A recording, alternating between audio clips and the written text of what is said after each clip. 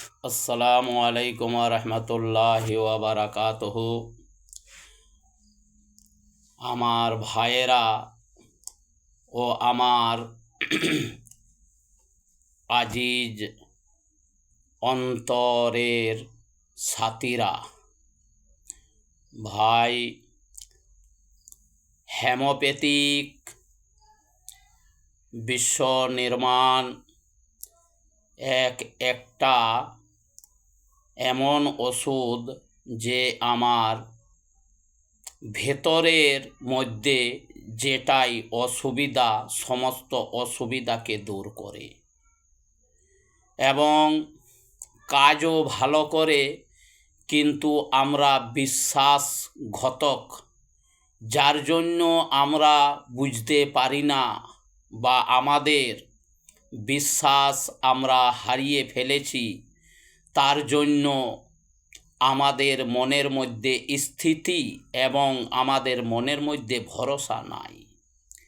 তাই আমি বলি, আমরা সর্দি এবং কাশি এবং নাকে থেকে পানি এবং জল পড়া, আমরা একদম কি মনে করি যে এটা কিছুই রোগ নয়, কিন্তু এই রোগটা ধরতে গেলে কঠিন ঘাতক রোগ। আমরা সর্দি কাশি এটা আমরা সকলেই জানি, কিন্তু আমরা এটাকে অবহেলা করি।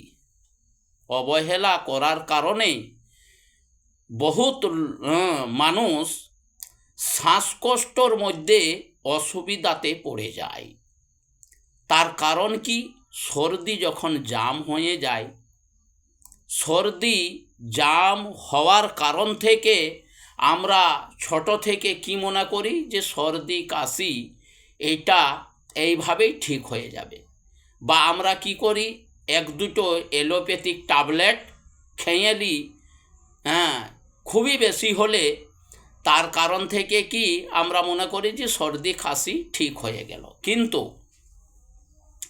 সর্দি কাশিটা কি হয়ে যায় না, ভেতরের মধ্যে জাম হয়ে যায়, আর জাম হওয়ার কারণে ফেফড়ার মধ্যে ওই যে ঠান্ডাটা জমার কারণে বড়তে আমাদের হাঁপানি রোগ বলে স্থির হয়ে যায়।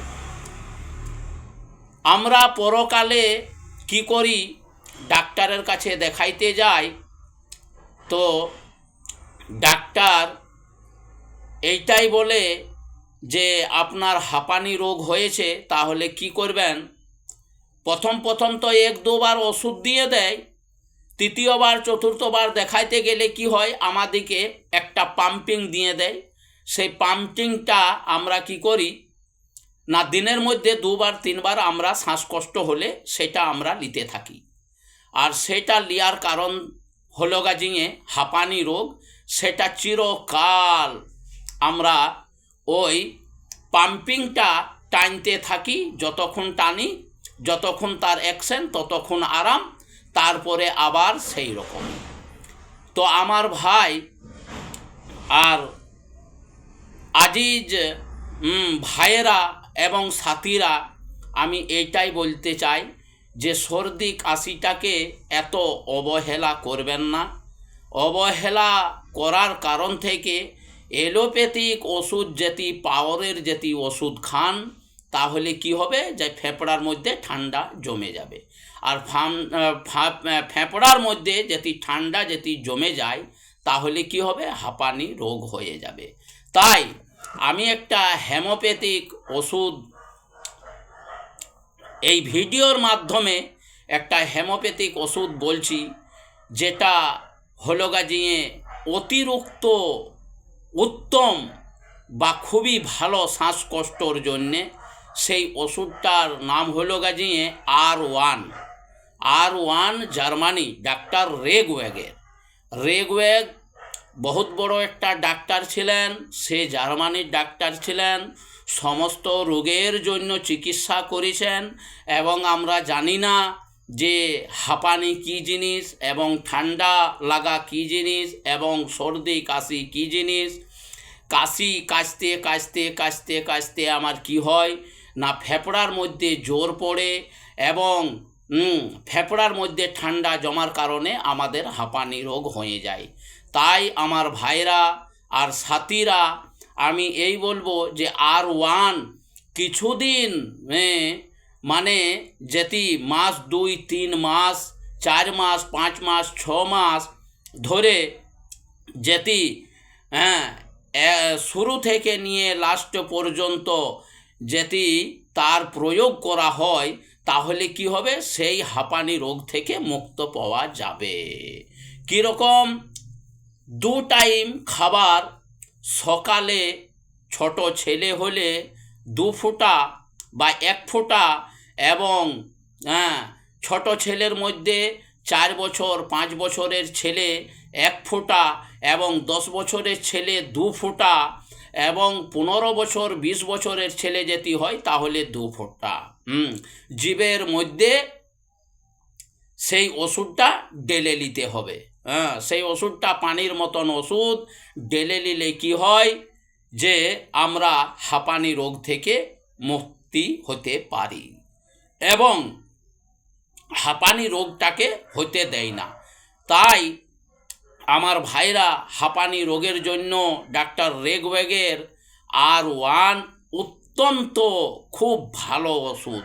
তো আমরা যতক্ষণ পর্যন্ত জানব না যে হাঁপানি রোগটা কী রোগ এবং হাঁপানি রোগের জন্য কী ওষুধ, যতক্ষণ পর্যন্ত আমরা জানব না ততক্ষণ পর্যন্ত আমরা কিভাবে প্রয়োগ করতে পারব। তাই আমি এই ভিডিওর মাধ্যমে আমি প্রেসক্রিপশনে দিয়ে দেবো এবং লিঙ্কের মধ্যে দিয়ে দেবো। সেই ওষুধটা দেখে মেহেরবানি করে এই ওষুধটা কি করবেন, হোমিওপ্যাথিক শপে যেয়ে, হোমিওপ্যাথিক দোকানে যেয়ে এই ওষুধটাকে কিনে নেবেন এবং কি করবেন, ইস্তেমাল করতে থাকবেন, প্রয়োগ করতে থাকবেন। কিছুদিনের মধ্যেই আপনার ফেফড়ার মধ্যে যে ঠান্ডা জমা আছে সেই ঠান্ডাটা কি হবে, বেরিয়ে যাবে। আর যখনই সে ঠান্ডাটা বেরিয়ে যাবে, হাঁপানি রোগ থেকে মুক্ত পেয়ে যাবেন। এইবারে যারা পাম্পিং ব্যবহার করছে তাদের ভরসা হবে না, কোনো দিনই ভরসা হবে না। এই জন্যে ভরসা হবে না যে আমরা তো পাম্পিং চালু করে ফেলেছি, তবে আর এই ওষুধটাতে কি হবে। কিন্তু পাম্পিং চালু থাকে, তো বড়দের জন্য 30 বছর 40 বছর 50 বছর 60 বছরের লোকের জন্য 4 ফোঁটা জিভের মধ্যে ডালা হয়, সকালে একবার আর সন্ধ্যাতে একবার, তবে মোটামুটি 6 মাস 1 বছরের মধ্যে জানতে পারবে যে আমার ওই পাম্পিং ছেড়ে গেল এবং আমি হাঁপানি রোগ থেকেও মুক্ত পেয়ে গেলাম। তাই আমার ভাইরা এবং সাথীরা, আমি এইটাই চেষ্টা করব যে আপনারা এই ওষুধের প্রতি ধ্যান দেন এবং ওষুধটাকে যতক্ষণ পর্যন্ত প্রয়োগ করবেন না ততক্ষণ পর্যন্ত বুঝতে পারবেন না। তো বারায়ে মেহেরবানি আপনারা কি করবেন, ওষুধটা জার্মানি ওষুধ কিনেন এবং কিনে পরে প্রয়োগ করেন। তারপরে যখন আপনি ভালো বুঝবেন তখন আমার জন্য দোয়া করবেন। আল্লাহ যেমন আপনাকে শিফা দেয়, আর আমি শিফার জন্যই ভিডিওটা বানাইলাম। এবং কি করবেন, ভিডিওটাকে লাইক করবেন এবং সাবস্ক্রাইব করবেন। বারায়ে মেহেরবানি আমি আপনাদের কাছে হাত জোড় করে ক্ষমা চাইছি। প্রয়োগ করে দেখেন, ইস্তেমাল করে দেখেন, তারপরে বলবেন যে অবশ্যই কমন ওষুধটা আমি প্রয়োগ করলাম এবং সেই হাঁপানি রোগ থেকে মুক্ত পেলাম। আসসালামু আলাইকুম ওয়া রাহমাতুল্লাহি ওয়া বারাকাতুহু। আমার বলার মধ্যে যদি কিছু ভুল ত্রুটি হয়ে থাকে তাহলে ক্ষমা করবেন। আসসালামু আলাইকুম।